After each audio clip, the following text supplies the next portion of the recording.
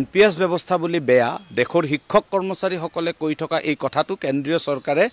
গ্ৰহণ কৰিছে সেইটো আমাৰ কাৰণে প্ৰথম যোগাত্মক কথা হিচাপে আমি গ্ৰহণ কৰিছোঁ দ্বিতীয় কথাটো হ'ল যে UPS ব্যৱস্থাটোই OPS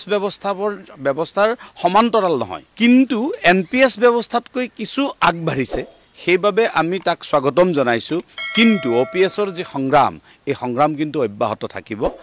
100% OPS ব্যৱস্থা নোহোৱালৈকে নিশ্চিতভাৱে দেশৰ শিক্ষক কৰ্মচাৰী সমাজৰ সেই সংগ্ৰাম অব্যাহত থাকিব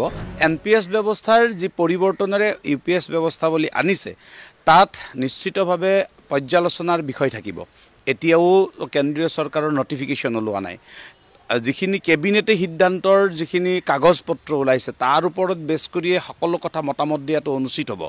আমি আশা কৰিছো মেমৰেন্ডাম ওলোৱাৰ লগে লগে ইয়াৰ পৰ্যালোচনা হ'ব ৰাষ্ট্ৰীয় পৰ্যায়ত হ'ব ৰাজ্যিক পৰ্যায়ত হ'ব অসম চৰকাৰক আমি এই কথাটো আহ্বান জনাম যে অসম চৰকাৰে আগতেও ঘোষণা কৰিছে যে কেন্দ্ৰীয় চৰকাৰে কৰিলে আমি কৰিম কিন্তু দেখিলো যে মহাৰাষ্ট্ৰ ইতিমধ্যে কিন্তু ঘোষণা কৰিলে তে অসম চৰকাৰে অন্তত কেন্দ্ৰীয় চৰকাৰৰ আৰ্হিত এই ব্যৱস্থাৱলী গ্ৰহণ কৰক আমি যোৱা বহু বছৰ ধৰি বাৰে বাৰে চেষ্টা কৰি আছো যে NPS ব্যৱস্থাটো বেয়া অৱসৰ জীৱনৰ সুৰক্ষাৰ বাবে OPS টো লাগে সেই দাবীটো এতিয়াও থাকিব এই কাৰণে যে যেটো নতুন সিস্টেম যোৱা 20 বছৰ 25 বছৰ ধৰি NPS ব্যৱস্থাটো ভাল বুলি যুক্তি দিয়াৰ পিছত আজি আমি তেওঁলোকক প্ৰত্যামান দিব পাৰিছো যে NPS ব্যৱস্থাটো বেয়া কালিও এই ইউনিফাইড পেনশন সিস্টেমটোৰ যদি আকৌ 20 বছৰলৈকে টানি নিয়ে তেতিয়া হলে OPSৰ যেটো প্ৰাসংগিকতা হেতু হয়তো এটা সময়ত নোহোৱা কৰি পেলাব যিখিনি উৎসাহী ব্যক্তি আছে তেওঁলোকৰ ক্ষেত্ৰত অসুবিধাৰ সৃষ্টি হ'ব আৰু গোটেই কৰ্মচাৰী সমাজৰ কাৰণে অসুবিধা গতিকে আমাৰ সংগ্ৰামখন একেই থাকিব OPS নোপোৱালৈকে হয় ছাৰবেদসকল দেশৰ চৰকাৰী কৰ্মচাৰীসকলৰ দীৰ্ঘদিনীয়া আন্দোলনৰ অন্তত শেহতীয়াকৈ কেন্দ্ৰীয় চৰকাৰে NPS ব্যৱস্থাৰ পৰিৱৰ্তে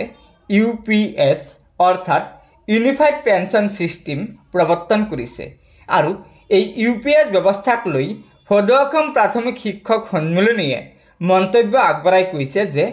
কেন্দ্ৰীয় চৰকাৰে এই যি UPS ব্যৱস্থা নতুনকৈ প্ৰৱৰ্তন কৰিব বিচাৰিছে ইয়াৰ দ্বাৰা ৰাজ্যৰ শিক্ষক কৰ্মচাৰীসকল কিছু পৰিমাণে উপকৃত হ'ব কিন্তু এই OPS পুনঃপ্ৰৱৰ্তনৰ যি যাত্ৰা আছে হেয়া অব্যাহত থাকিব আনহাতে আমাৰ সদৌ অসম চৰকাৰী NPS কৰ্মচাৰী সন্থাৰ সভাপতি অচ্যুতানন্দ হাজৰিকা ডাঙৰীয়াই কৈছে যে কেন্দ্ৰীয় চৰকাৰে যেতিয়ালৈকে OPS অৰ্থাৎ হুবহু পুৰণি পেঞ্চন পুনঃপ্ৰৱৰ্তন নকৰে তেতিয়ালৈকে এই আন্দোলন অব্যাহত থাকিব এই UPS ব্যৱস্থাই দেশৰ চৰকাৰী কৰ্মচাৰীসকলক কোনো উপকৃত নকৰে চৰকাৰী কৰ্মচাৰীসকলৰ বাবে ক্ষতিকাৰক হেহে